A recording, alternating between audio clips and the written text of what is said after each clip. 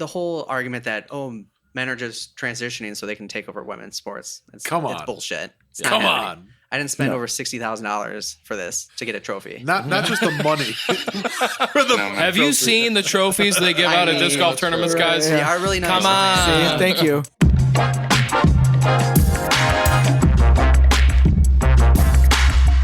Hi, friends. This is the Disc Golf Girl, and you're listening to Unstable Discourse.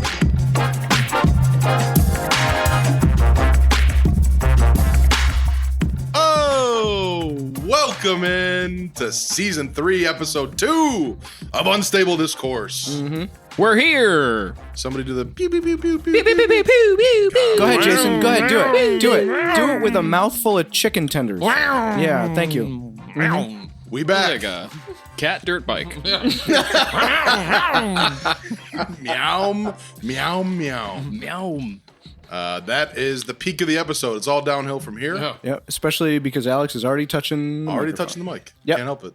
All right, we're at Embers we're at the boardroom upstairs at Embers. Correct. It's Ryan Thatcher of Unstable Disc Golf Gear. Yes, sir. Sean Callahan of Delwood Disc Golf. What up? Jason Callahan of Deltrix. Meow, meow, meow, meow, meow, meow, meow. And we're joined by Kylie Rotolo. Did I say your last name right? You said it correct. Of Team Wicked Aces Disc Golf. Hi, what's up? What up?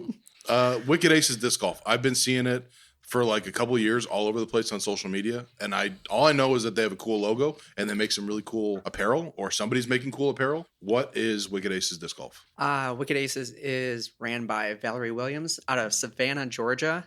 I was hooked up with it through Alyssa and Donovan Livingston. That's who I see. I see them promoting it all the time. Sean Pitts is also part of Team Wicked Aces. Oh, hell yeah. I did not know that. We like Sean Pitts. He's in the Around here. DoD Hall of Fame. Yeah, He's been he is. on Local Route I Shout Out. spoke to him times. not 3 or 4 hours ago.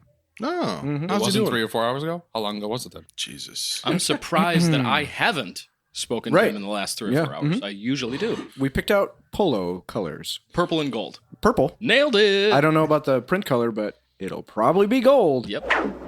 In the next 2 minutes, every time you hear someone say brick and mortar, please take a shot. Is it an apparel line or what is it? It is, apparel line. She also, what she does is she works with Dynamic Disc. She has a brick and mortar store out of Savannah, Georgia. Oh. Brand new. I just got hooked up with them this year. This is my first year with the team. You're sponsored. Yes. Hell yeah. How did you get sponsored? Pretty much, filled out the application right. Crush the application. Gotta have those good answers. Perfect. No, having known Alyssa and Donovan definitely helped, having them on my side and Cool. kind of giving the word to Valerie about who I was. Right on. Okay. That I didn't realize they had a brick and mortar store. Did you know that, Sean? I feel did like not you know I all did the brick not and mortar know that stores. Wicked Aces had was it a store prior to them working with DD, or was the connection with DD then became the brick and mortar? I think it was a separate entity Got it. from the brick and mortar. Got it. So like maybe I online. know she's running the Team Wicked Aces separately from it, but she's still wanting to run Team Wicked Aces and everything while also running this brick and mortar store. Got it. Dynamic Cool. Disc. That's cool. All right. So let's talk about the bangers and mash of this episode. We are here. The brick and mortar of the Brick and mortar. And you're drunk. We're gonna we're gonna get to know Kylie a little bit. We're gonna get into your background and kind of who you are, and then we're gonna talk about a hot button issue in sports in general right now, which is transgender competition between different divisions, and it's a thing in disc golf right now with Natalie Ryan, but it's also it's popping up in a lot of different places. So let's try and pour some cool water on that topic, chill people out a little bit, but Fizzle it out. Yeah. let's. Everybody Let's give some relax. perspective. That's what we're going to be doing. Before we get into the bangers and mash, we're going to start with we're going to intro Fire It Up in a very fun way today. Yes. Well, fun for you For guys. us, right? Yeah. I don't know if it's fun for me. You got to put it on attendee. Oh, that's right. So we have some hot sauce made by Adam Berkovic. He asked us to try it on the air. I don't know what it's called, so we're just going to call it Adam sauce for now. Adam sauce. Spoiler alert. A little bit, dog. come on. That's a a big little tender. Only bit. 2 drops. That's a big tender. Put some more on there. Dab it. It can be at least 3 drops. Come on. At least 5 or 6 Sean's going to try the Nope, sauce. Ryan's saying more. Jason's For the show, adding for the it to a show. little chicken tender as we speak. And once, All right, that's enough. Once Sean is all spiced up, then he'll introduce Fire It Up. That's not even that much. I'm putting it in my mouth now. He's chewing. Give it a moment. Let it set in. It's not that bad. It wasn't enough. Fired up. No. Hey, no, that works. No.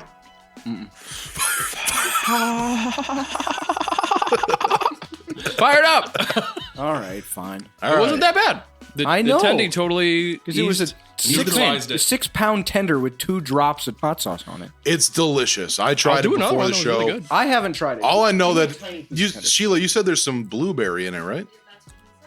Yeah, That is what he said. That's what he lied that's about. what he said. Oh, it smells like hot garbage. All right, well, drowned it then. Oh no, that's not enough, Whoa, dog. whoa, Ryan's going ham. like no. We need more, dog.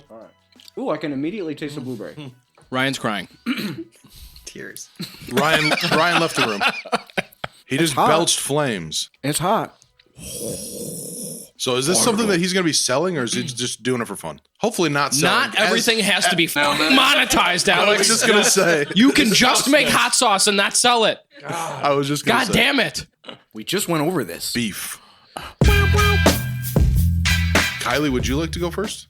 What you're fired up about? I will go first. Yeah. First question about the segment. Fired up. Now, is it supposed to be like F you? You guys are saying F you to somebody? No, but that's awesome. I thought that would have been a good never- shout out. Good shout out for the Yeah. local route. Like F you, this person. So are you about to say F you to somebody right now? No. Oh, damn. Why would I've you? never You got even us really thought excited about fired about up that. being F you. Yeah. man, what This a whole run up. time we and were then actually talking nothing. shit about the people we were, or the things. Yeah. I just bring these ideas. All right. Didn't Man. even know it. Next time. Yeah. What I am fired up about, not F you, but the amount of women in disc golf, and it's growing right now. Yes. I love it. There was a post by the PDGA earlier last month. It said that the 2021 growth for female active members went from 4,752 to 7,927. Almost double? Almost double. Damn. It's crazy. Fantastic. Gonna probably get to the point where I'll actually have mere seconds to sign up for a tournament. Sure. Like the men do. Right. Yeah, look forward to that. It's great. Something to look forward to. Yeah, super cool. Yeah. Well, we'll just have to start taking spots away from MA2 and MA3 if that's the case. Like, Fine. you know, We'll just run 4-day Let's just do week-long tournaments. Yeah, sure. No big deal. a 7-day tournament, and then the next tournament is 7 days, so full time. It never ends. Yep. That is a great fired up because it is Women's Month. I've been seeing the posts everywhere. Disc Golf Chicago, actually, we decided to, I decided to do a little post to get on the bandwagon and throw a compilation of all the footage I had of ladies playing and throw it out there. And I only have all that footage because there's so many women signing up for tournaments now and leagues and like so great. Yeah. I liked my FU. I didn't see myself in that coverage. Have you been to one of our events? Oh. That's why I was really hoping that I had a shot, even because I had some footage of people that weren't at our events, but just like were at a Delwood event that I went to. But we'll get some this year. You're gonna be? Do you got a lot of events planned About for this 27. year? Damn. That's Okay. more than I've ever done in a year. It's more Yeah. than Paul Macbeth. I don't even have joke. half that many sanctioned rounds Ever. Yeah. Ever. Over 10 years. Going Yeah. hard this year. Correct. Good. Hell yeah. Hell yeah. Good for you. That's awesome. Jason, Yes. what are you fired up about? There's the greatest show of all time. Oh, you want me to talk about that show? No, It's but not. go ahead. It's not new. It's not like anything new. I think there's But you 9 were seasons. pretty excited about it downstairs. I You do talked enjoy at watching length. it. Yeah. Yeah. You binged an entire season in Entire 2 days. season in 2 days. Yeah. So, yeah. It's I mean- called Below Deck, and it is a reality TV Oh, show, and man. that's surprising because I really don't like reality TV whatsoever. But I'm obsessed with the show. I love it. Would you be jealous if I told you I met the crew or the cast of that show? Yeah. Did you for real? Yeah. I used to work on all kinds of boat shows. They used to come to the Miami Boat Show. Boat shows. Boat show. Why is that Boat funny? show. Boat show. Sheila just laughed really hard. Why is that funny, Sheila? That's just a funny combination of words. Yeah. Boat show is a boat It's show. very funny in the mouth. Boat show. Boat show. Boat show. Yeah. Yeah, I used to work on a lot of boat shows, and I attended a lot of them It's as well. funny every time you say it. Boat show. Yeah. Yeah. Boat shows. Boats and hoes. Boats and shows. ESPN The Boat Show. But yeah. ESPN the boat show. That's good. Well No, done. I Well done. I don't know. It's all available to stream on Peacock, and I've been watching it, and I love it. Like I said, I'm not a fan of reality TV, but I'm a fan of this show. What I enjoy most about it is seeing when trains drive by in the background and interrupt everything that I'm trying to say. Isn't it about boats, not trains? It is about yachts specifically. So what I like about it is seeing how the other half lives. Like these people are renting this multi-million-dollar yacht for 5 days, and I'm sure it costs them every bit of $500,000 to do so. And these people are just the like that level of extravagance is so beyond my comprehension. Yeah. That's where it comes from, is like just that the glimpse into that lifestyle is fascinating to me. Okay, so that is one of the reasons why I was so excited to get out of my last job, is I was sick of dealing with those people. Oh, I'm sure. And I was sick of can't even helping them imagine. make more money. Yeah. And it's just every time I have to go to those shows, I had to pretend to be this person and come from this place that it was not real to me at all. But if you're into that, watch the show Succession on HBO. I have had multiple people tell me to check that out. That is a real glimpse into what the most elite people live like. When you come from so much money that you don't know what bread costs, that is a real glimpse into it's the people who are like deciding elections and deciding like the fate of the country. The old money. Sure. Yes. Yeah, that's like when Bill Gates was on the Ellen DeGeneres show, which I never watched, but I saw the clip on Reddit, where the audience was going to get some crazy prize if Bill Gates could guess the price of these everyday items. Yeah. And one of them was like laundry detergent, and it came down to like Kraft macaroni and cheese box, and he was like, I don't know, $12. Yeah, like $15. And we were like, everybody was losing their mind, and he had no idea, couldn't fathom. Yeah. My God. But at least like he was cognizant enough that he knew that he couldn't. Like he was laughing at himself because it was as ridiculous as he thought it was. Yeah. But I feel like most of those people would just almost be proud of the fact that they didn't know that. Who knows? At the end of the day, still a billionaire. It's funny that you just brought up mac and cheese, because I get Google alerts all the time for mac and cheese.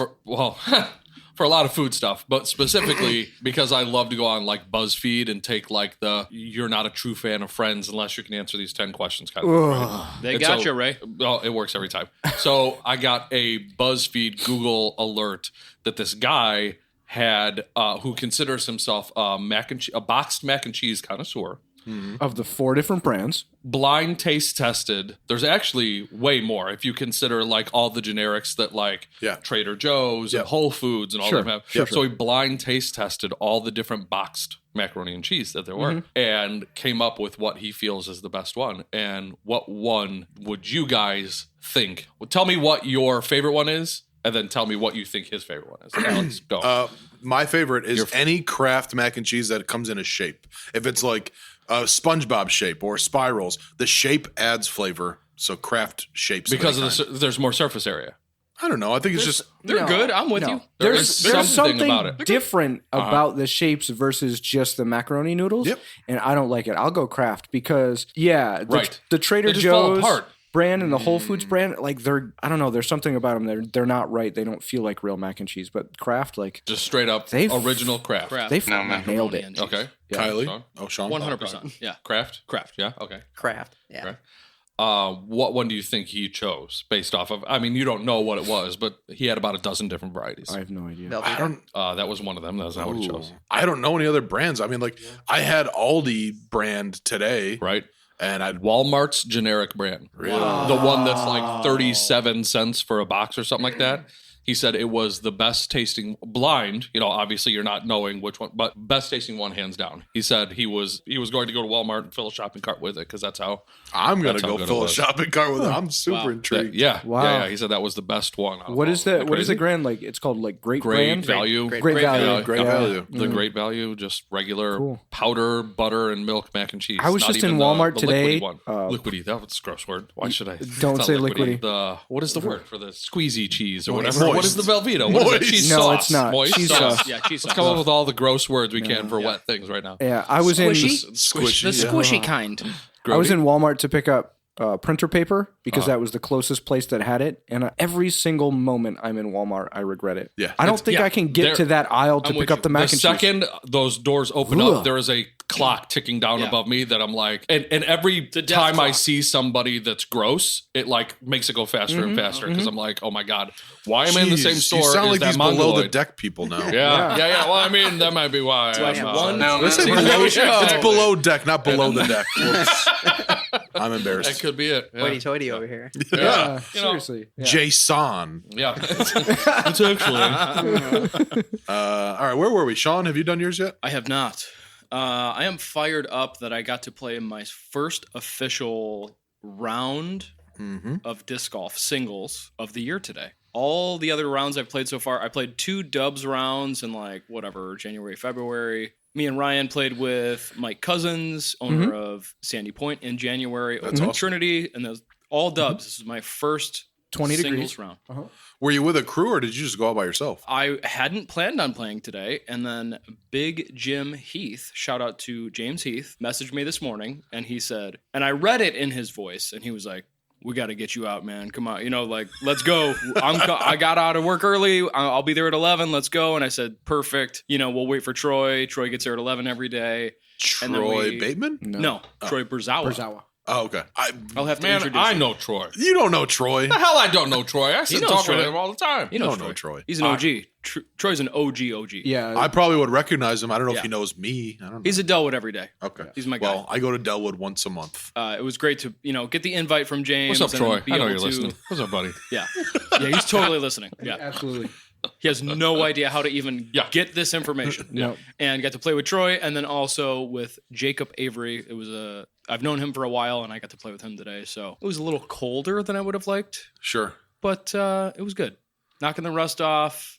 It was a good time. Course in good shape? Course is considering what it looked like 7 days ago. It was very squishy, to repeat that word again. Very moist. Yeah. Moist. It was bad last week, and now it is like 100 times better. I want to play. So by the time we get to Fraction Run, it'll be like probably almost pristine. God, I hope so. As far as moisture goes, moist. Moist. I'm so sick I of could hear that wiping my 1,000 paws times. off. Yeah. We just got rid of the carpet in our main floor. And I think part of the motivation, this is all Rudy. This is all my father-in-law.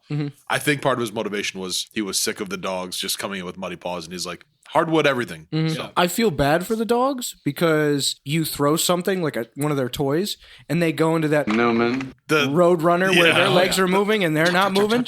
And it's so funny to me, but I feel terrible for them because they stop and they don't stop. It's so much easier. I am 100% a dog person, but in my adult life, I've only ever had cats. And then I hear stuff like having to wipe muddy paws off, and then I'm like, oh, that's why I don't own a dog. That's right. Cats shit in the house. They're so cute. Yeah, End of story. I get it, but And puke up hairballs.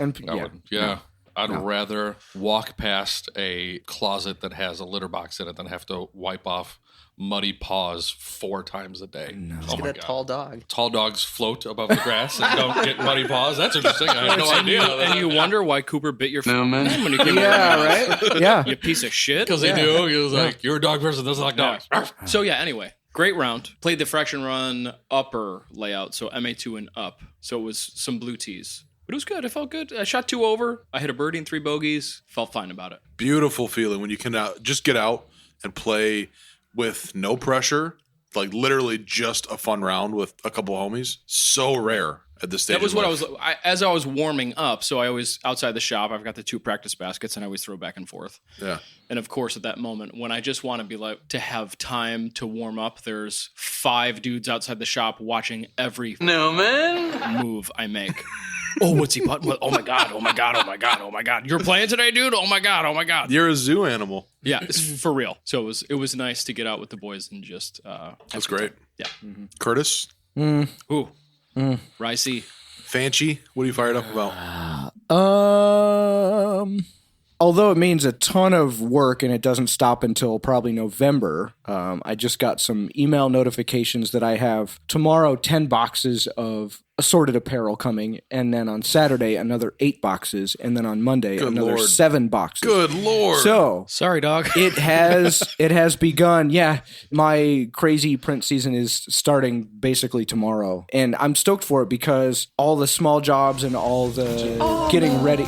Small jobs. Yeah, and all the prep to get to this started to get old, and cleaning stuff up and organizing stuff and just doing the 20, 30 shirt print jobs. Those are fine, but now we're getting into it. I'm stoked for that. Sean and Sheila were over yesterday and decided to order every shirt that was offered. And so we've got some cool stuff coming, but offer less, dog. Yeah. That was my impression of Sean. Cool. Crushed it. So at some point I'm going to have to ask Jason to come over and help because we got some towels to print. Yes. Yeah, I need a shop buddy. We need to get you an intern. There needs to be somebody that handles the Unstable Disc Golf Gear social media. I know you don't really love to do it, but you do so much that I think not enough people realize how much you really do. That's probably true. For example, this is going to be part of my Fired Up, was that you just finished our new run of hoodies, which I'm wearing one of them right now. And I want people to see the process of like the hoodie coming through the little conveyor belt thing and like you putting the finishing touches on it and like understanding how much love goes into everything you make. People should know that. And I think the people close to you know, but so many people wear your shit without realizing how much love went into what they're wearing. That's probably all of their shirts come from your basement. If I took my hoodie off, I'm wearing another Unstable shirt underneath it. Literally. That's funny. I can personally attest to the amount of precision that goes into these shirts, aka love, because I'll be down there like helping screen, heat up the shirts, and I don't know all the terminology, but I'm doing heat them up. Heat them up. It's a microwave. It's called hotting them up. Yeah, hot pocketing them.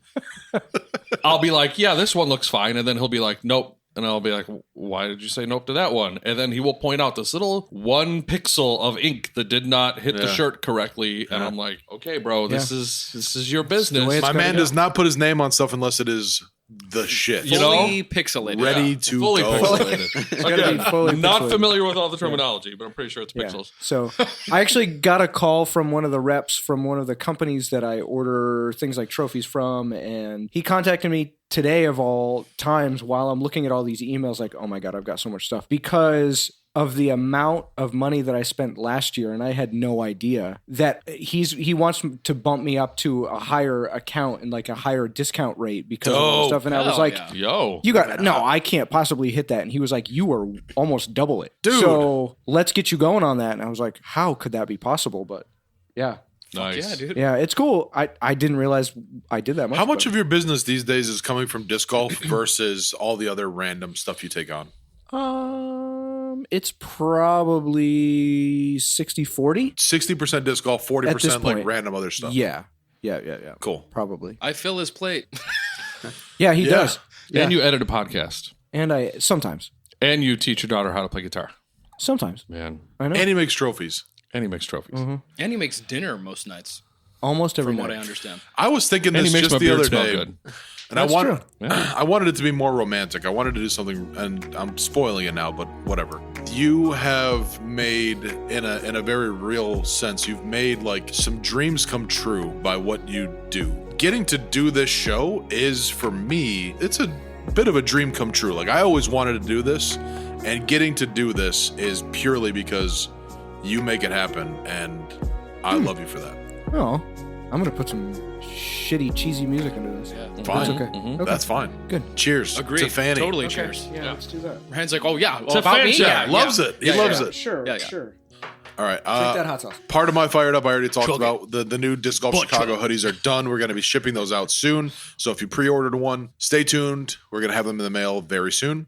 Thank you guys for your support. And then my other thing is we have so many our fingers in so many different like projects. Disc golf. Ryan, calm down. You said it. Careful. I know, but On in any direction. I know. No But touchy. one of the things that I'm very excited about that is it's still like a seedling of an idea. When I was at Hellwood just last weekend, I got to play with Jeremy and Abinet, who's a Disc Golf Chicago member. He's also a dean at the University of Chicago. I was like jokingly, what's going on? When are we going to have the University of Chicago Disc Golf Club? And he was like, oh, as it turns out, there used to be one. He actually had like inquired about it, and the university still has some money in an account that was dedicated to the disc golf club. And they're just like waiting for some students to like pick it back up. So he's going to be investigating that. That's cool. A university disc golf club in Chicago from a prestigious university like that, especially that's on the south side near where we were doing in Jackson Park, I think helps to breathe a lot of life. Like that's an organization that has some weight.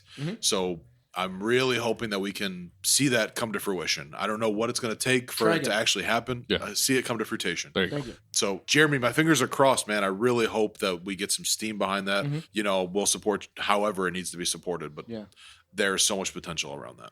Sick.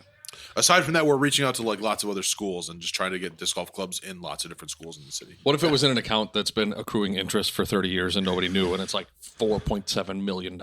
Well, we'll buy lots of unstable apparel, I guess. For they'll get a yacht. kids. We'll get a yacht. Yeah. And then we'll eat some caviar in the middle of the I Atlantic. doubt it's a lot of money. But let me put it this way. When he was like, how much does it cost to buy a full 18-hole like course? And I was like, ballpark guessing the baskets and tee pads and signs, $30 to $40K. Sean, does that sound right? Totally. Right. He was like, oh, okay. He like didn't bat an eye. And I don't know if that means that like, I don't know if that means really anything, but I think based on what he's seen from the university before, spending that, probably not that big of a deal. No.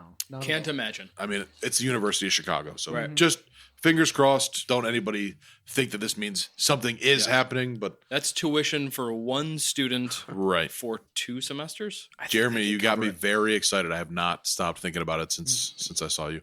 I've been thinking about you so much, Jeremy. Inhabit.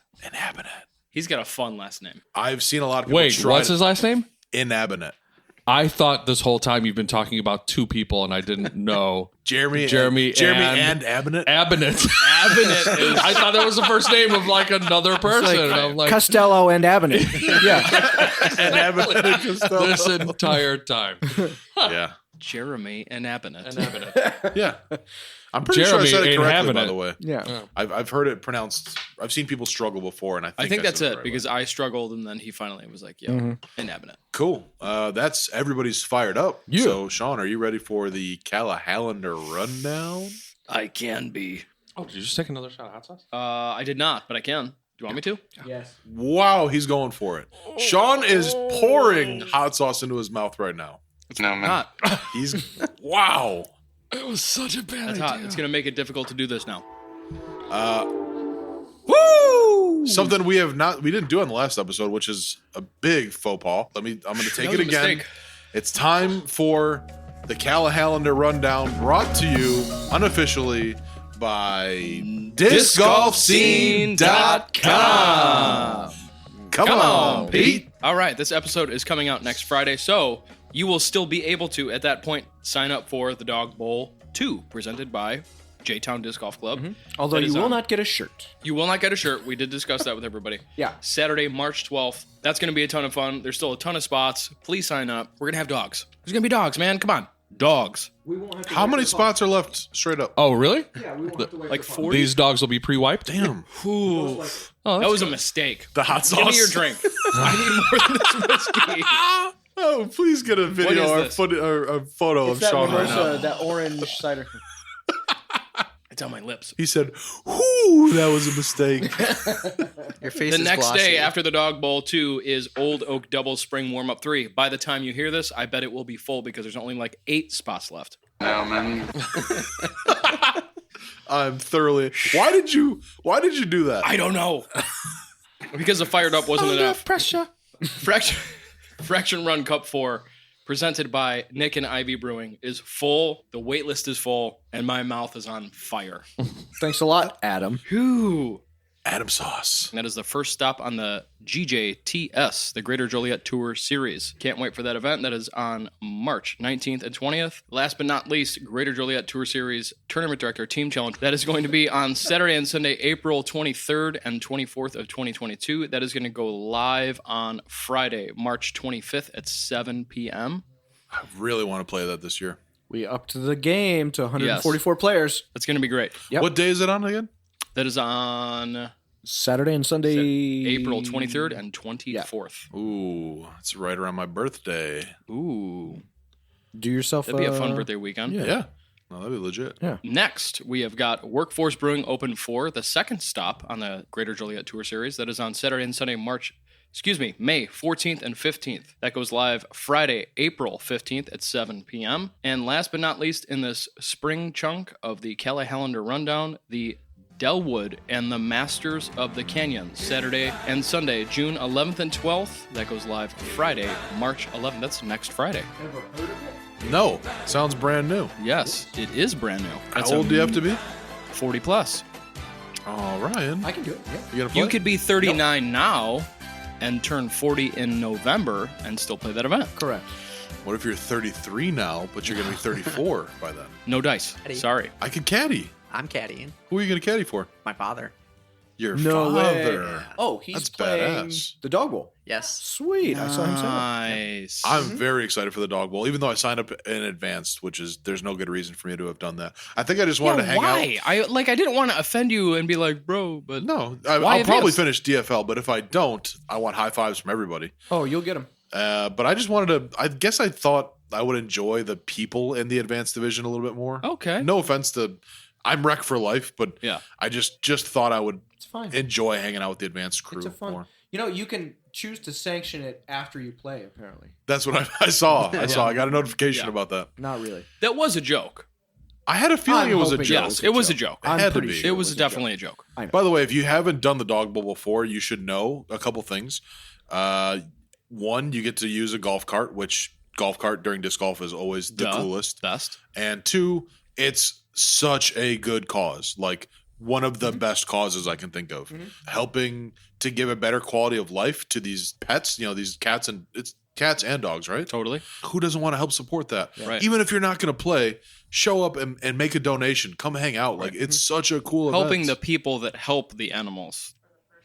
Oh, Eric Bleetner, good friend of just, and every time I see this guy, he gives me gifts. It's ridiculous. Shows up to Hellwood, the last Glow Flex that we had on Saturday, with 2 PA3s from Prodigy, both signed by Luke Humphreys. And on the back of it is Hogan, his dog, Hoagie, a paw print No. on both of them. So we That's gave one for the shop and one for the first person that adopts a dog. That's awesome. So that'll be very cool. He's the best. Can Love I that adopt and then unadopt? You cannot.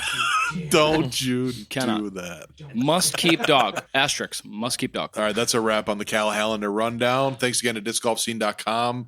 Come on, Peter. Pete.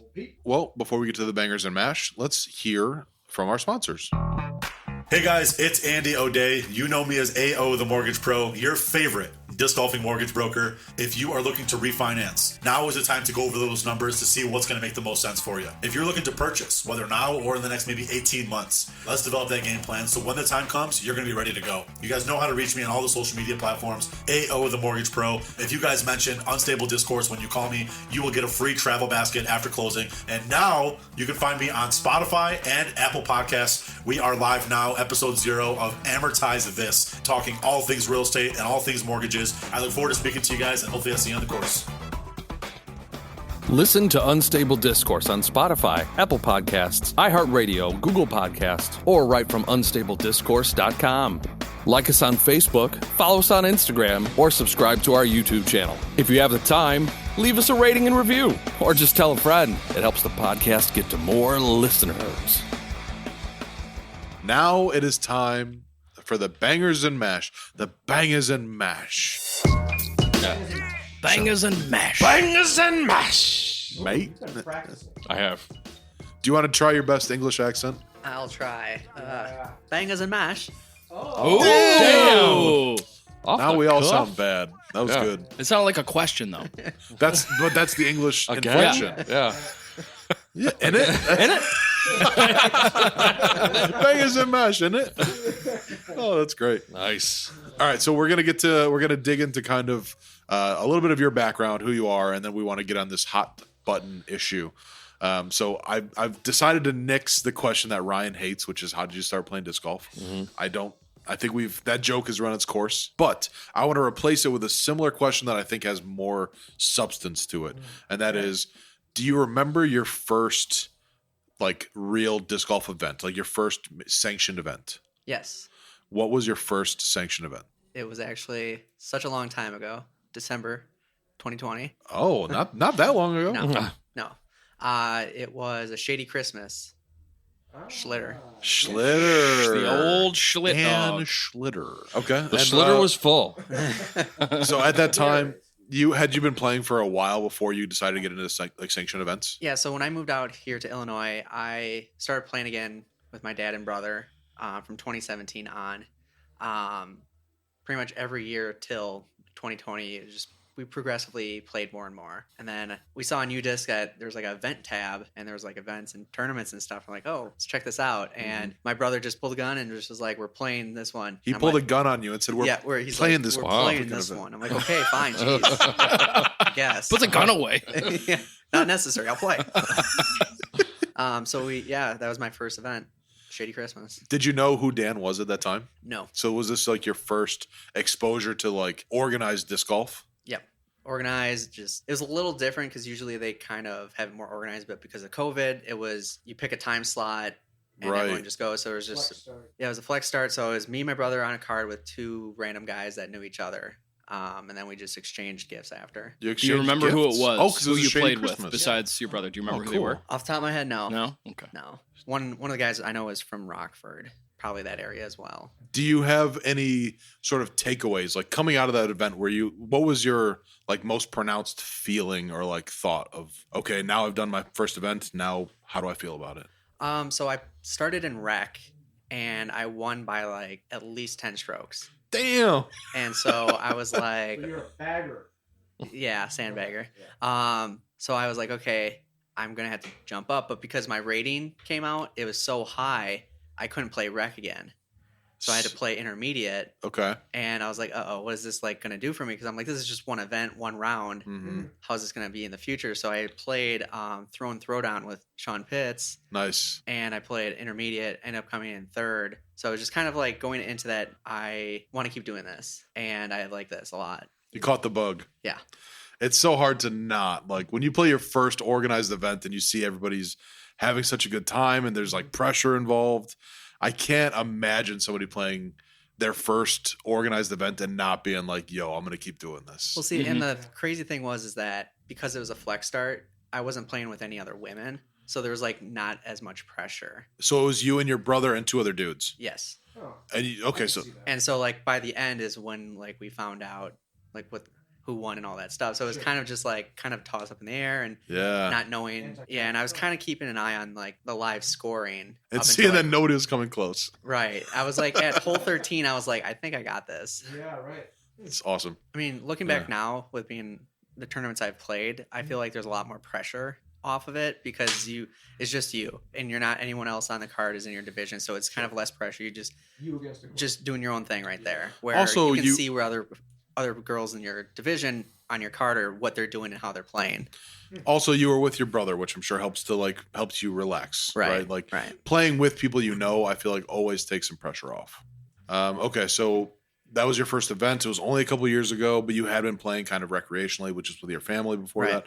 Let's get into kind of what you were doing outside of disc golf because I know you were in the Air Force, right? Correct. And what were you doing in the Air Force? So I was a diesel mechanic. And you were working on like jets? No, misconception. I was actually working on ground equipment that is hooked up into planes for the crew chiefs to work on the jets when they land and when they're broken and stuff. So pretty much heaters, light cards, diesel engines, generators, turbo engines. How old were you at this time?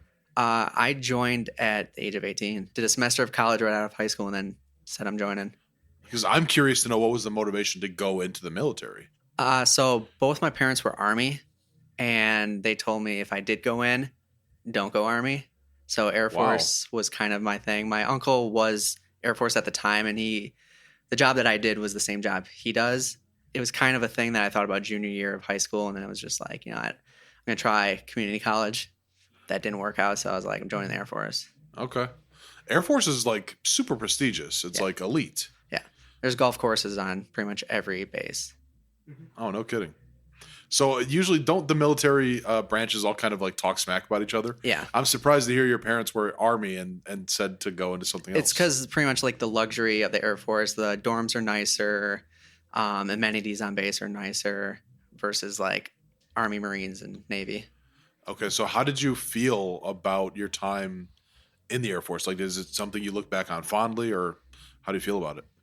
Yeah. I mean, during I did two deployments.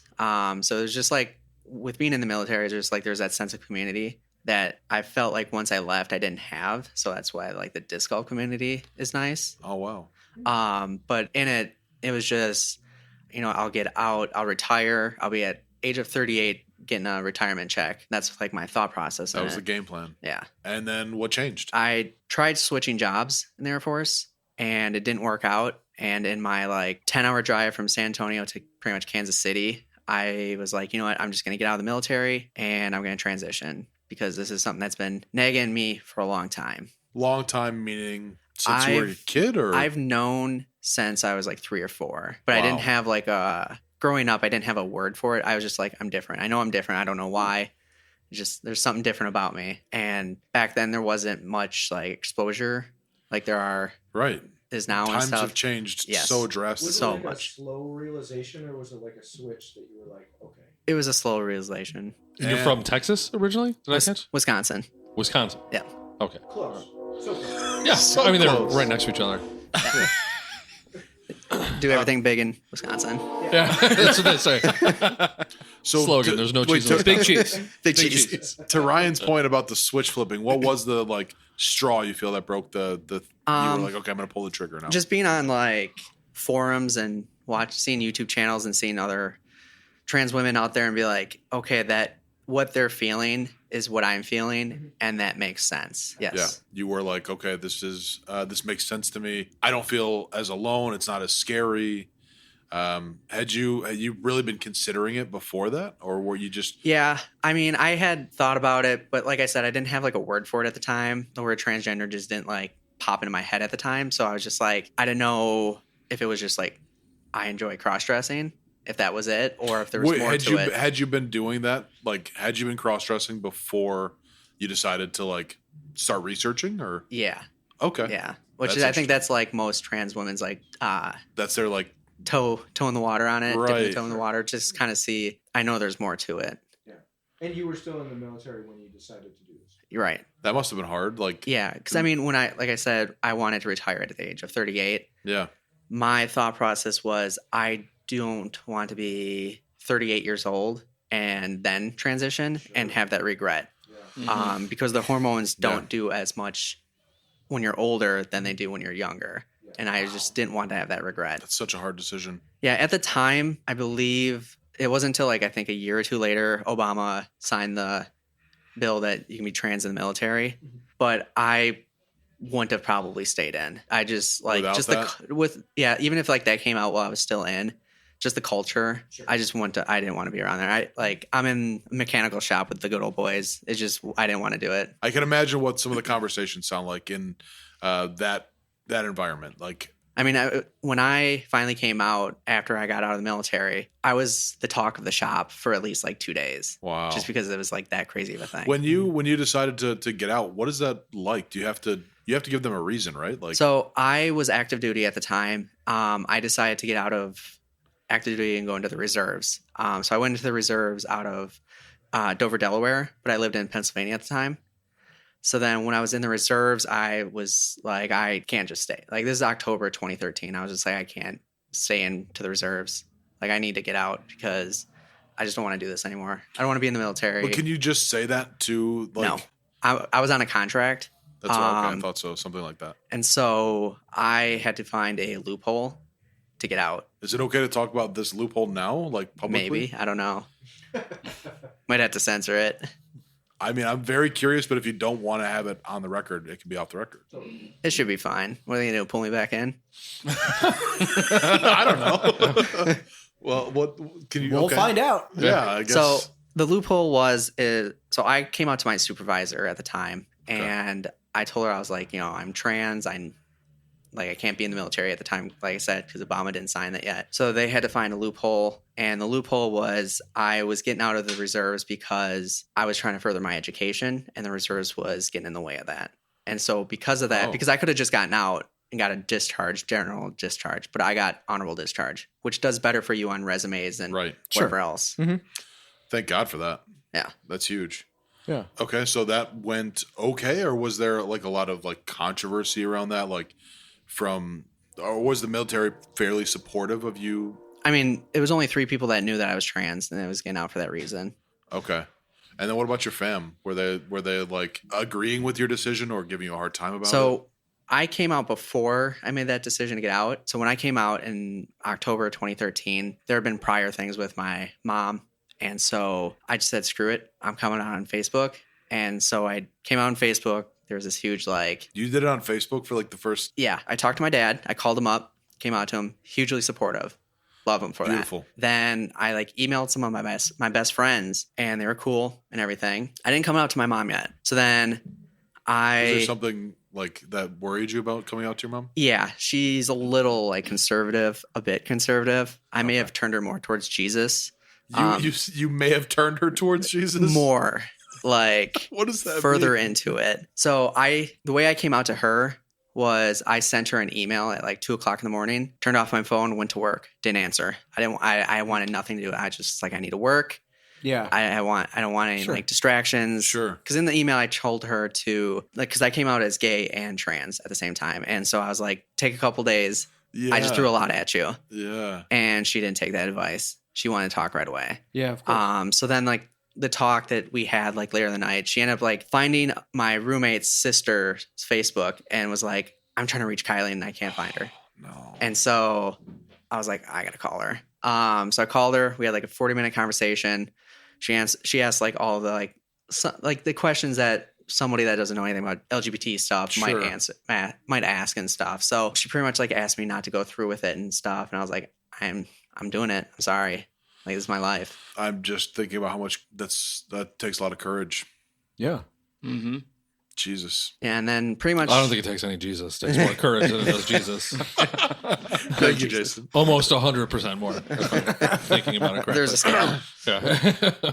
And then pretty much the next few days, she just was pretty much disowned me. Had some not so nice things to say. So then we kind of fought back and forth for a few months. Didn't talk. Talked again on and off a few months. Then a year later, she called and she's like, oh, do you want to talk to your grandma? It's Thanksgiving. I was like, yeah, sure. Talked to my grandma. Wonderful. And then my mom wanted to have a conversation. And I was like, Dreading it. Yeah. Having a normal conversation. And at this time, I had already started hormones, November 2014. And she pretty much was just like, have you started dressing yet? I was like, no, I'm still presenting as male. She's like, well, don't you do that. Can't go in the bathrooms. Do you go into the men's or the women's bathrooms? I'm like, no, not yet. I'm like, still presenting as male. She's like, well, she pretty much then equated me to being a pedophile. Oh my God. And I was like, yeah, I can't talk to you anymore right now. I hung up on her. Sure.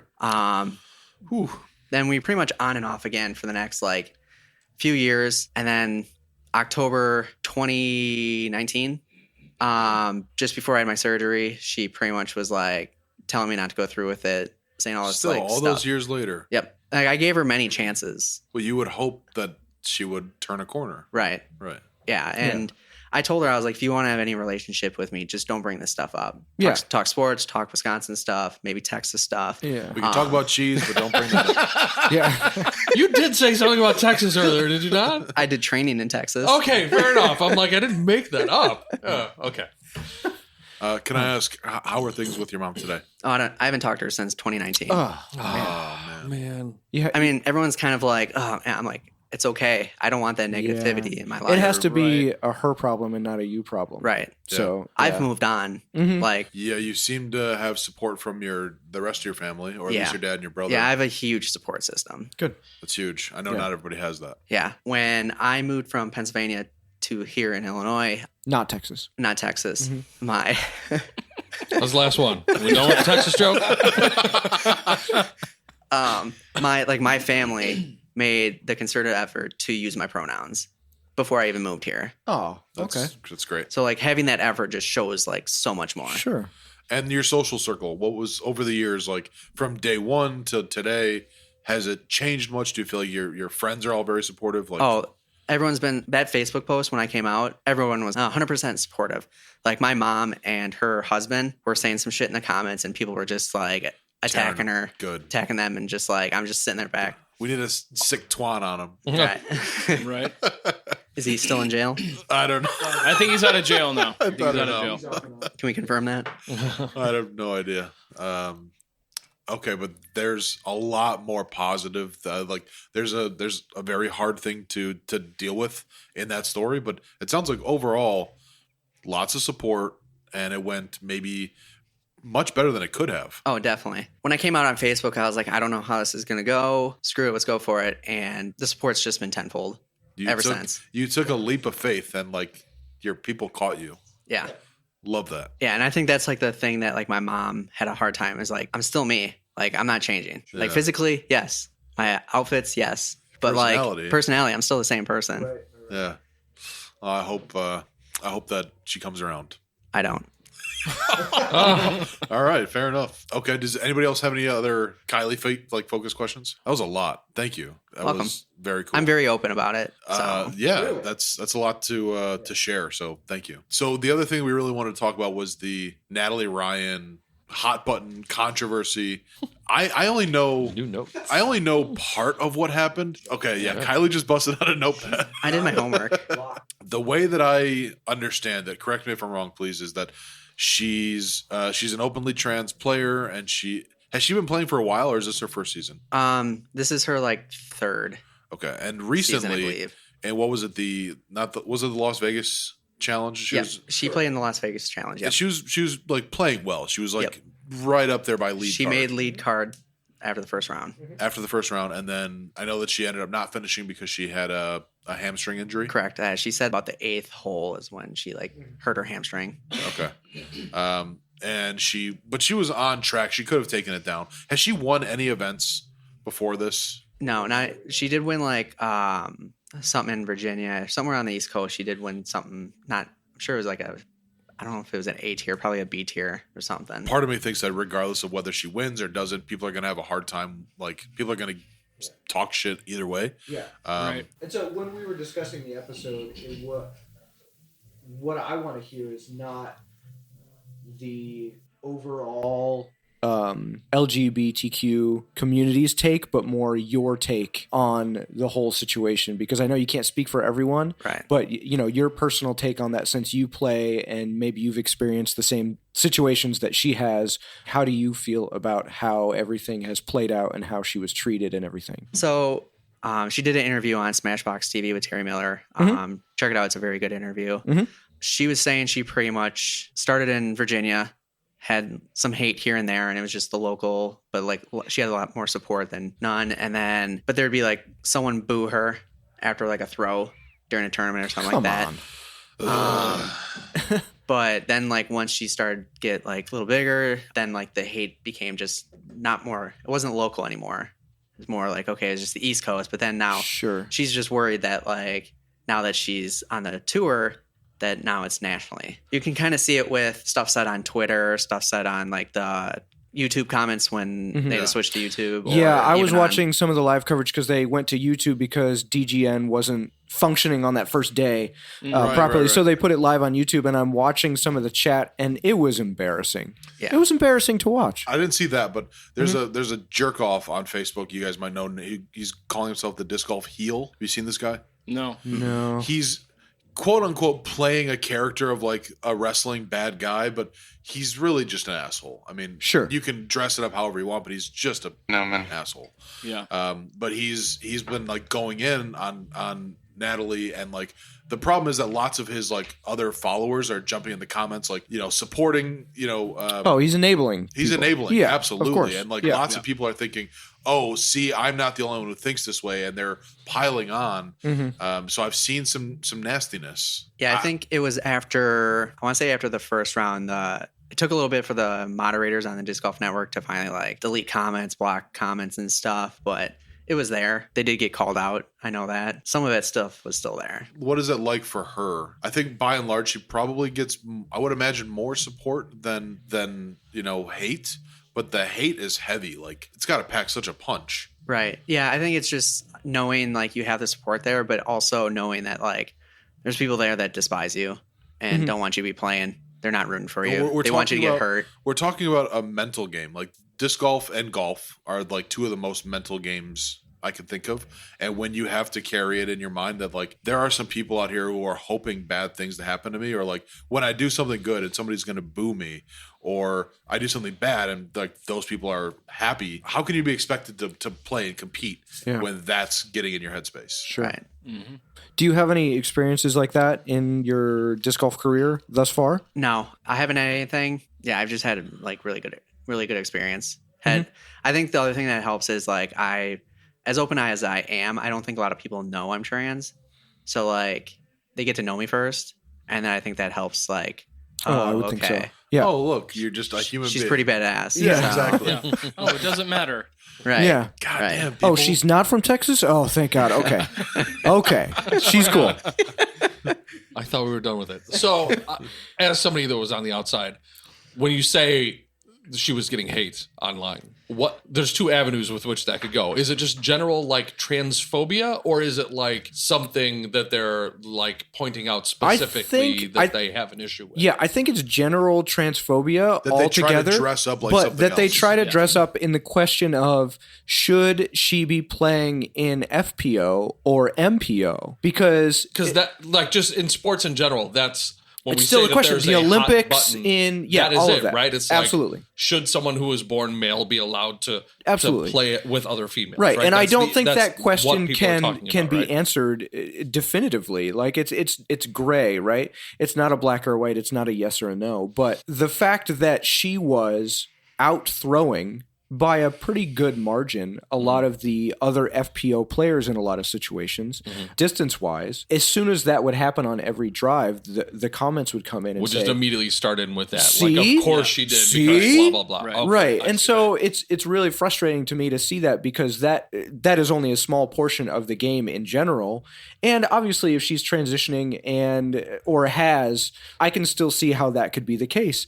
But Paige Pierce is out throwing her. Sure. So Right. it's not physically impossible. You know, so I don't think where they see an advantage, I think their transphobia is directed towards They think they found some clever way to talk about it. absolutely. Right. And they're trying to dress it up as protecting women. Sure. Oh, sure. The interesting thing is, it's like I haven't seen almost any women having an issue. It's all guys who have an issue. Yeah. Is that it's- true? I would, yeah. Okay. Like I said, I haven't come across anything. I think it's just men trying to white knight and, hey, look at me, I'm protecting you. When most women, like, we have no You don't issue. need protecting. Yeah. Sure. Just for clarity, MPO and FPO, Jason, just so you know, MPO means mixed. It means Pro mixed pro open. So it's not men's pro open. Hello, Newman. I feel like everybody else in the room knows it. Well, but that's- I'm glad that you're saying that, because I think that there's a lot of people that don't know that the M stands for mixed and not men. right.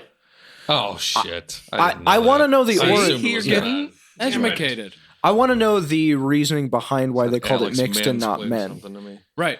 Because was it because female players that wanted to play in the men's division were complaining that it was discriminatory, and so they changed it to mixed, but men can't play in the female division, or where did it come from? What's the origin? But Where did it go? Cotton Where Eye did Joe. it come from? Cotton Eye Joe.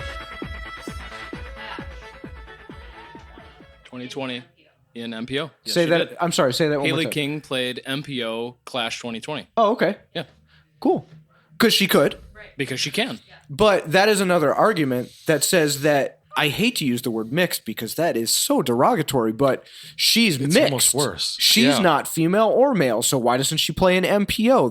I can't even, I hated saying that, but that is an argument that they were making on that chat. It makes me want to throw up in my mouth. I don't know. What is your take on that, Kylie? Well, it's funny because it's like you think about it. I was thinking, I'm like, I don't know the origins of mixed, where that comes from, but I'm like wondering if it was because there was not many women playing in the divisions way back when, and so they played into the men's divisions, so there was competition. Okay. That's where I don't know. That's just my actually, thought that process makes more on it. sense than most Safe assumption. explanations. Yeah. So, as a straight white male, I know I don't have a leg to stand on with this conversation, but the way I view equality is true equality is when it is MPO, it's mixed. Like women should just be allowed to play the sport, and everybody is just playing the same game. That to me is true equality. Like, it bothers me a little that there is MPO and FPO because that's not equality, that's segregation. I understand from a sports perspective why it's done, but that to me does not equate equality. Sure. Yeah, you just can't at its base definition. Right. Men are just stronger than women in some aspects. Yeah, but there's and that's Sheila's jumping on. Yeah. How do you define how if women were playing with men, the men would just destroy a lot of the women in the field just because they can just throw that much farther. And depends on their skill. it does all it absolutely. That Yeah. women kill.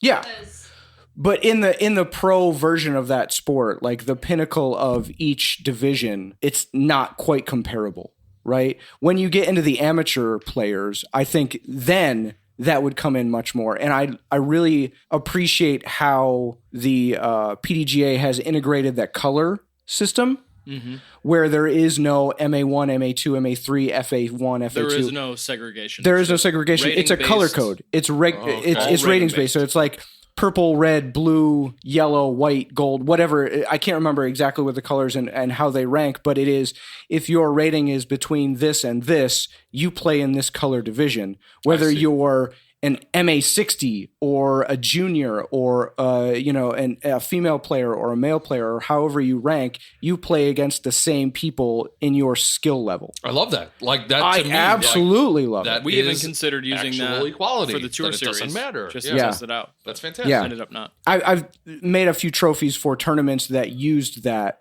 and that's why I was alerted to it. And I absolutely adore that idea because then it is what you're talking about. Right. But yeah, at the highest levels, I just don't know how they would be able to deal with that. Right. And it's so hard that's impossible for me to decipher. Yeah. You brought up the word equality a couple of times, and I feel like I wanted to touch on equity versus equality and making sure, quote unquote, true equality. Sometimes you have to have it a little unbalanced to make it equitable for everybody. Equality means each individual or group of people is given the same resources or opportunities. Equity recognizes that each person has different circumstances and allocates the exact resources and opportunities needed to reach an equal outcome. The fact that all the opportunities to play traditionally have been, men and men's divisions. So you give more opportunity for women to get involved, whether they want to play an FPO or the mixed division, which helps to encourage more women to play and helps to grow the sport. I think that's like equity versus equality, right? Like true equality means there's a men's division and a female division.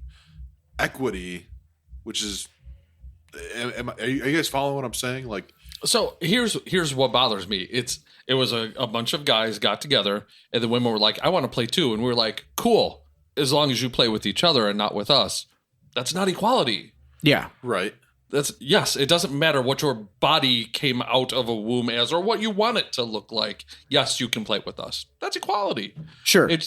That's why I'm very surprised that the MPO stood for mixed and not men's, because then there shouldn't be an FPO. Yeah. If it stands for mixed, then everybody just plays together. What was the large national tournament where they did mixed? And it was all FPO and MPO together. And there wasn't a division. I remember Paige Pierce was the only one that was ranked in like the top 20. And I don't think she quite made the top 10, but she competed against all the other MPO. But there was a serious delineation between men and women and the skill level based on the same course that they played. And there was a lot of negative feedback from the women that said, this is obviously not fair, which I agree with, but what's fair? So yeah, I don't know. We're not going to solve it tonight. I want to have all the I don't think discussions it's we Kylie I don't think it's able to be solved. Yeah. All right, let me get my pen and paper. Yeah, solve this for us, please. Got this. Yeah. It's tough Yeah. because you take away the fun and competitiveness out of it if you do certain things. Yeah. Because then you do that, how many more women are going to play? Right. Some women, like the rec novice, they're not going to want to play if they're going to do that because it's Right. not going to be as fun.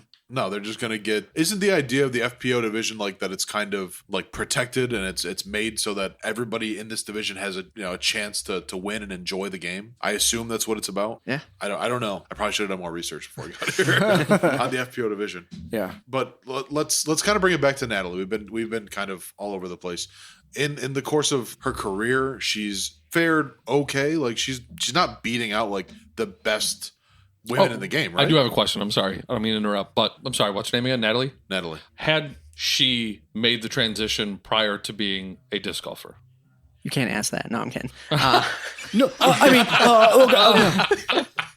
Yes. So Yes? from what I learned on the interview today, she had, because there is a actual PDJ medical guidelines for trans people. Okay. You guys didn't know this, huh? Well, Teach us. Let me learn you something. Learn us some things. It's a good thing I asked that question. Great, great question. guys. I'm pretty much just going to go over the male to female, which Natalie and I are. Sure. So a player has to be taking continuous hormone therapy under medical supervision for at least 12 months. So pretty much, yeah. Okay. So you pretty much have to be on hormones for at least a year continuously, which from my knowledge, what she said on the interview, she had been taking it already for at least 2 years. Okay. And for me, I've been taking it since 2014. So the player's testosterone levels had to be below 10 nmol nanometers or something. I don't know, for at least 12 months also. So like trans women, trans men all get their blood work done to see where their levels are at to kind of like keep sure they're on track. But like for this below 10 nanometers, whatever it is, the last time I had my blood work done, which was like a year ago, I was at 3 for testosterone. So I ain't got shit. Okay.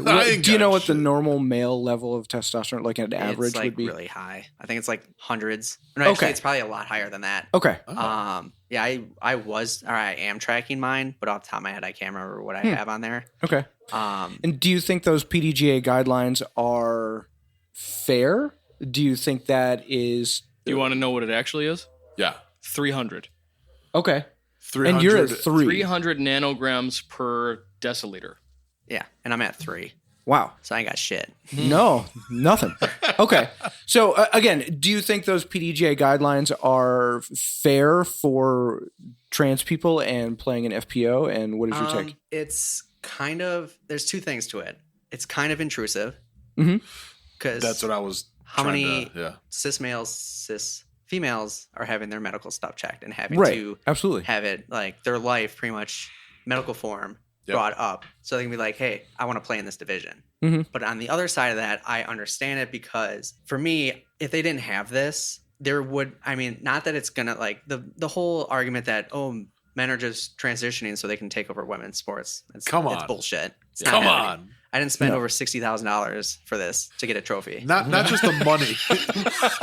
Have you seen the trophies they give out at disc golf tournaments, guys? They are really nice. Come on. Thank you. Thank you. So it's not just the money. Obviously, the money's a huge You appreciate thing, me. but like the emotional and physical toll that you have to go through to actually do this, no one's doing that for a trophy. I feel like, the same people that are commenting on the YouTube thing are going to say, well, when Ricky Wysocki can't win anymore, he's just going to identify as female and then go play That's FPO. the transphobia shit that they're trying to that is not a situation that is going to actually occur in real life. Right. And in any sport. In any sport. Let alone disc golf. Correct. Yeah, in any situation at all. Yeah. But the thing with those guidelines, I'm okay with that. So there isn't some jackass being like, oh, I identify as, and just trying to play and be like, I escaped the rules. Absolutely. It is those same people who think somebody would take advantage of the system who would do that just because they're a jackass. Right. So that's the flip side of that intrusiveness of having to have your blood taken. It's like it also avoids situations like that, so nobody can do that. So overall, you think that is a fair guideline? If it keeps people off our backs about competing, then yes. Cool. Okay. There's no one that could be like, well, their levels. Mm-hmm. Yeah, my levels are shit. I have no advantage. Mm-hmm. 3 to your 300. I have a question about that though. Jump on the mic. Yeah. Sheila has a question. What have you experienced in being born as a male and then starting hormones and then now you say you're a 3? Can you explain that difference to people that are males now? Can you like compare that, like explain that to them what it would feel like? Right. So when I was in the military just before I got out, I was lifting for a full year, 5 to 6 days a week, lifting, getting bulky, getting swole. Getting swole. But when I started hormones, I had nowhere near the same strength, and my stamina It's just not the same. No endurance. I used to be able to run 5 miles. I can't do that shit anymore. Wow. And I mean, I could. I'd just be stopping to dying. breathe. Yeah. But yeah, I lost a lot of strength that I had, and I not gonna get that back. So I think that proves that any person that's transitioning doesn't have the male components left that would be better than a female to Right. win over them. What I have left is bulky arms that have some muscles left. Yeah. Some swole. She's got 3 swoles. 3 swells. 3 swells. So in disc golf, there hasn't been a trans player that has just dominated, No. but people act like that's happening. Right. Like in most sports. Yeah, I was just going to say, in Right. all sports, there are people that act like that is going to ruin every Right. sport for everyone. Out of fear, miseducation, and Yeah, just nonsense. bigotry. And, Yeah. and the funny thing is like they're all up in arms when we win, but when we lose, silence. Right. Sure. They don't care anymore. But until you start winning, Because That's when- again, they think they found some creative way that they can express their bigotry, and like people are going to support it, and that's all it is. At the end of the day, there's some ignorance. It's misguided, and they think that they've found a way to mask it in a way to Worry about yourself. right. Yeah. I don't know. By the way, has there ever been a case of a female to male transition in disc golf or any other sport that you know of? Like, has that ever been a thing? in disc golf, not that I'm aware of. I know in Texas. There it is. Whoa. Let's bring it up in a positive light. Go ahead. Tell the So future, Jay. in Texas, there was a trans male who was wrestling, but the rules in Texas were he had to stay in the women's division. So he was kicking ass, and it was kind of it was dumb because how they're the like, turntables? Yeah, Yes. and so he was just dominating the women's divisions and winning state like 3 years in a row. But Oh, they wow. wouldn't let a trans woman Sure. wrestle. I bet their in the pride got in the way in that one. Like, oh, well, we can't. We- Yeah, we- what do we do? Yeah. Yeah. Especially Texas, that would be I the bet those trophies were something. They were legit. Yeah.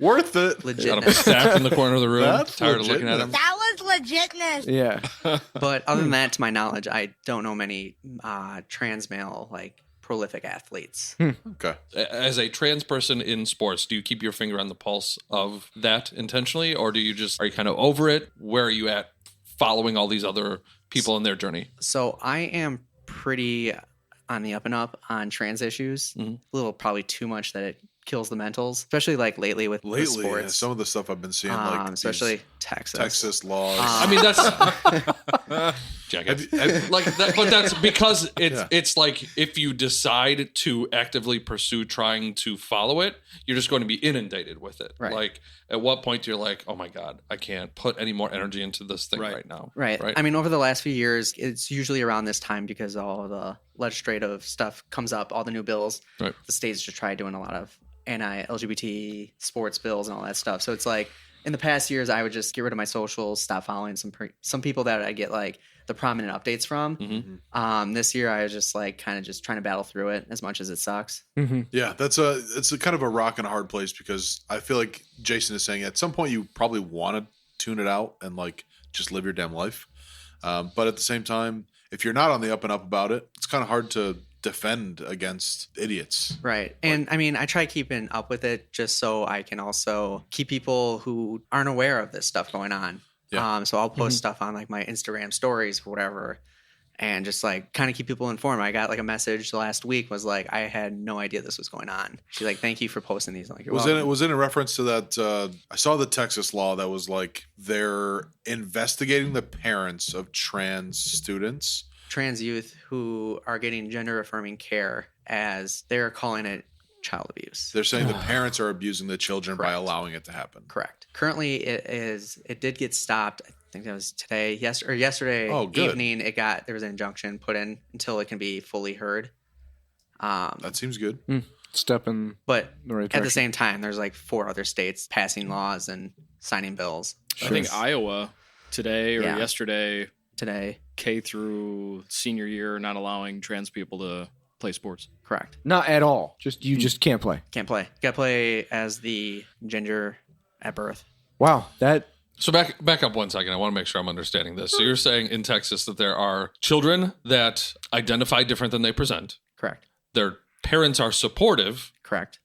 and that is being seen as child abuse. Correct. That's what I thought you guys were talking You're about, like, but I'm like, yeah, that's so fucked up. That's I'm like, exactly. wait, no, that can't be what No, you guys yeah, are talking it's about. But like it's degrees removed from the actual issue, but it's just whatever straws they can grasp My at to make God. a law to make it What more the difficult. hell? Yeah, it's absolutely ridiculous. That's some of the stuff that I think about, again, with this being a mental game, trying to have your head in the right place and compete and like stay focused while things like that are happening in the country like that are trying to strip people of their dignity. And like, that's part of your world, whether you want it to be or not. Like that's part of your world. And having that in the midst of all the other shit that people are throwing at you, like how do you go and play a mental game like disc golf at the highest level?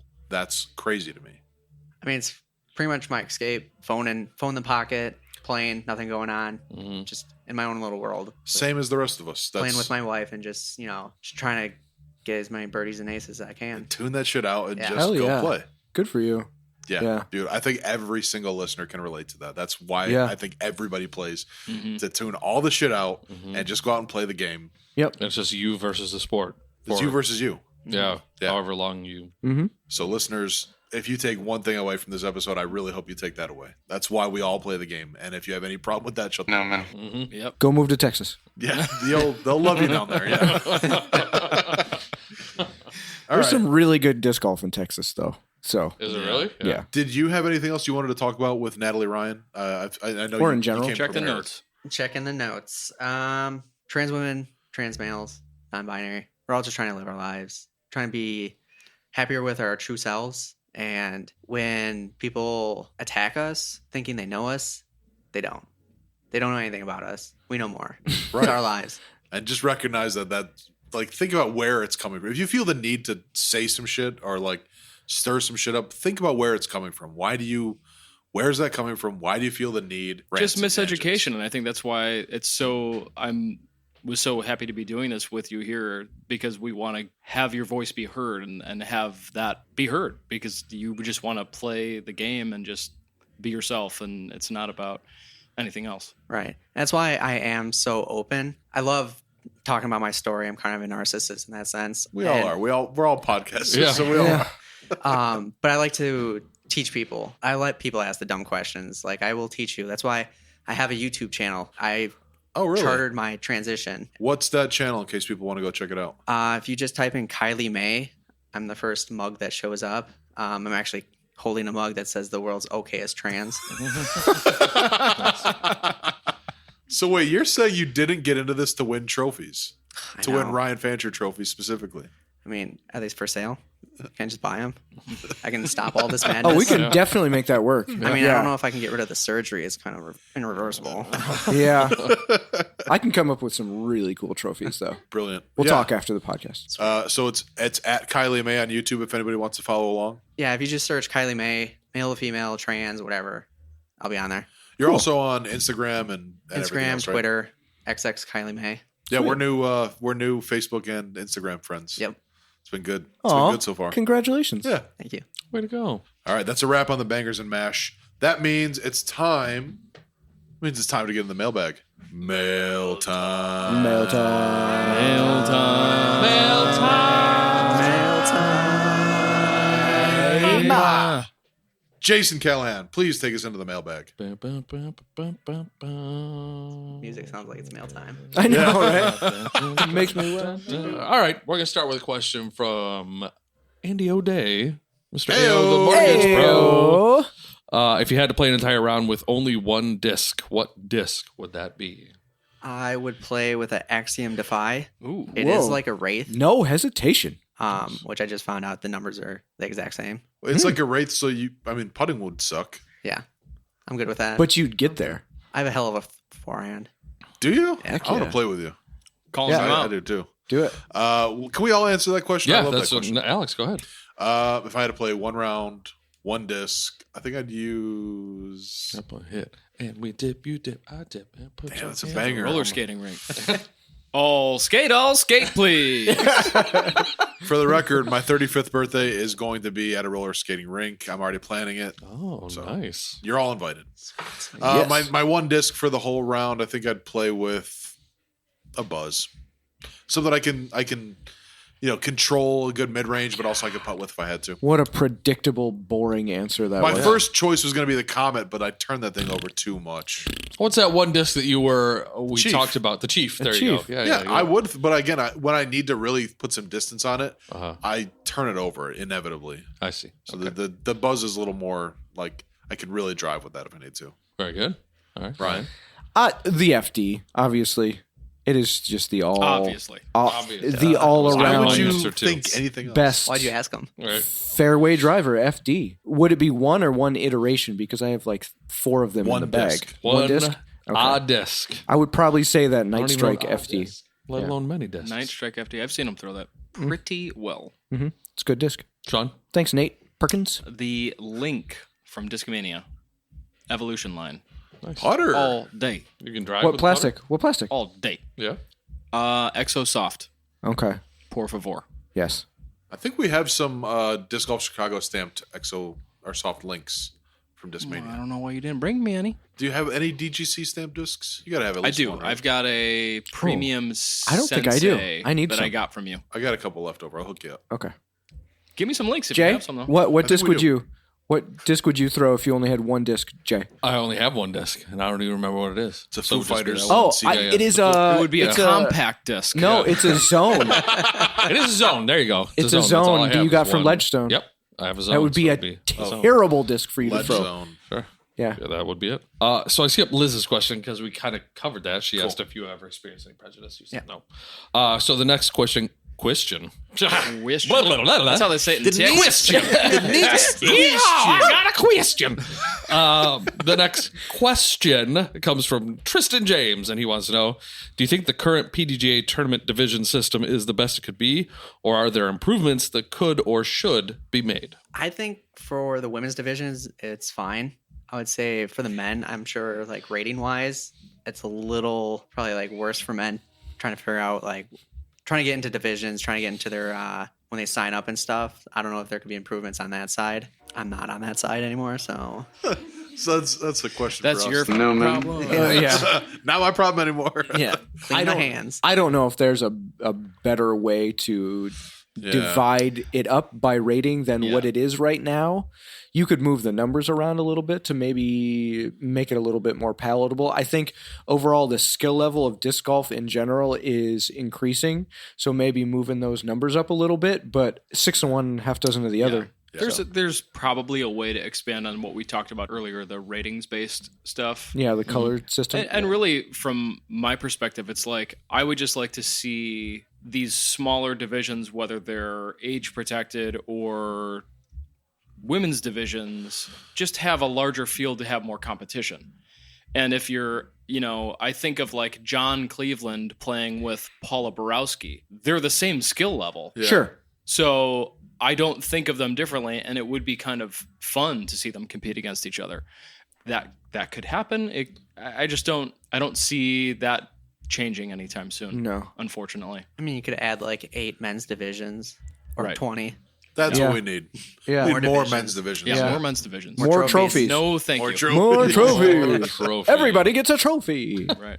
Yeah. Professor Donovan Livingston has a question. He's Team got an Wicked awesome Aces. name. Did he call himself Professor? No, Or you did? Whenever I see Donovan Livingston, I just want to. You presume. Yeah. Professor Donovan Livingston. Right. There's That just does something sound- about that name. I Yeah. love it. He wants to know, what does your off-course training and preparation look like?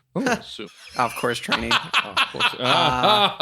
What is that? Next question. Professor, Yeah. come on. I mean, right now, I don't really have a yard living in a townhouse, but if I did, I have a basket, I would set it up. I'd probably do a lot more putting, but right now it's just thinking about doing all that stuff, and I just don't do it.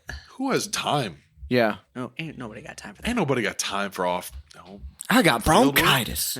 Bronchitis. All right, so Mikey Vizd has our last question in the mailbag tonight. Yeah, I think it's pronounced high V's. High Vizd. Vizd. Yeah. is what I was Right, gonna say. correct. Visible. Biased.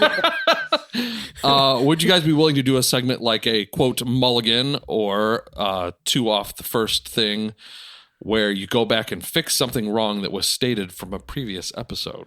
Yes. I really love Did that. we wrong him? Yes. In some we way, didn't wrong yeah, We him. didn't wrong him. We wronged two people. So I wronged Trevor DeCook, chef. Mm-hmm. He is one of the dudes that came out and did, like, he busted his ass getting the Oaks ready for us. And I did not mention him by name when I was doing the shout outs last week. How dare you? And instead of shouting him out, I shouted out Rokita. We did who bring nothing. Rokita up, which Pond boy. he did nothing. Didn't do shit. No. So Mike, he wanted to make sure we corrected that. So, two off the first. Rokita. Right. He Sorry. was drinking High Life somewhere. Probably. In boots and jeans. And Trevor, thank you for all your hard work. I know Chef. you guys busted your ass all week. Again, just revisiting what I said last episode, that event really could not have worked without you guys, and Trevor was a part of that. So thank you, Sweet. Chef, and thank you to the rest of the Circle One boys, not Rokita. Nice. Not Rokita. I love you, Rokita, but this is a high beast request. Sorry. And that's the end of the mailbag. Yeah. Then that is a wrap on the mailbag, and it's a wrap on this episode.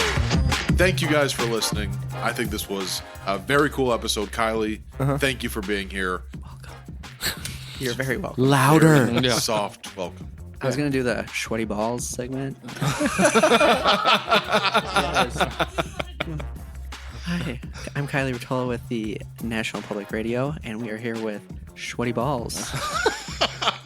I hope you guys enjoyed the episode. This was a lot of fun. There will be more. I can see a future episode with you. So thanks again for being Maybe here. less hot sauce, less Texas. More hot sauce. More hot sauce? More hot sauce. Okay. Less Texas. What about brick and mortar? Tons more drink. brick and One mortar. more. There's one more for Yeah. you. We have not nailed down the exact thing that's going to happen on the next episode, but if it happens the way We got want it to, something in the works. it's going to be great. Yep. Coming back? Do you want to? Next Wait, week? you actually, you specifically weeks. may really not enjoy what we're going to do on the next episode. Yeah. I'll tell you in a Oh, minute. drinking? Yeah. Yeah. Maybe. Hot We'll sauce? see. We'll see. But yeah, thank you guys for listening. Uh-huh. This has been a great episode, and until next time, keep it. What do I always say? Keep it tight. Keep it tight. See ya. Goodbye, y'all. Brick and mortar. Brick and mortar. Doubles. You drunk.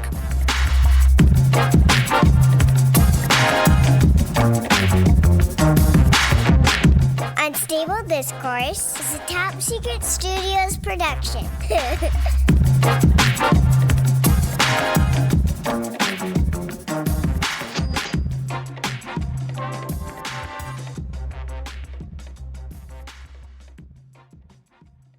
You're a dog person. Those are like dogs. Arf.